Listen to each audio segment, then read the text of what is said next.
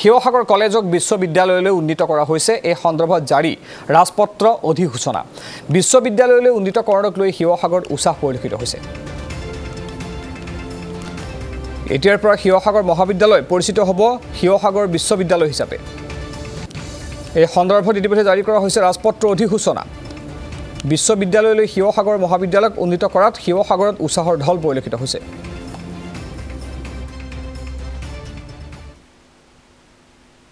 ইউনিভাৰ্চিটিলৈ উন্নীতকৰণ হ'ল তাৰ মূলতে হৈছে অসমৰ মাননীয় মুখ্যমন্ত্ৰী ডক্টৰ হিমন্ত বিশ্ব শৰ্মা ছাৰ তেখেত শিৱসাগৰ কলেজলৈ নহা হ'লে হয়তো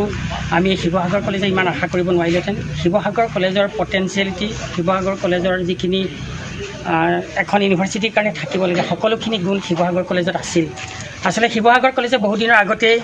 ইউনিভাৰ্চিটি হ'ব লাগিছিল যি নহওক নাকৰ এ গ্ৰেড পোৱাৰ পিছৰ পৰা শিৱসাগৰ কলেজ অট'নমাছ কলেজ হ'ল তাৰপিছত শিৱসাগৰ ইউনিভাৰ্চিটি হ'ল এই ক্ষেত্ৰত শিৱসাগৰ কলেজ পৰিয়ালৰ আচলতে শিক্ষক শিক্ষয়িত্ৰী ছাত্ৰ ছাত্ৰী কৰ্মচাৰী বা প্ৰাক্তন ছাত্ৰ ছাত্ৰীৰ অৱদান কম নহয় আৰু শিৱসাগৰ কলেজ উন্নীতকৰণত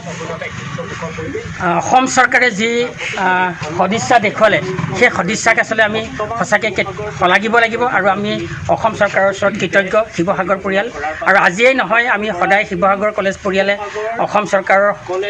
লগত আমি সদায় আছোঁ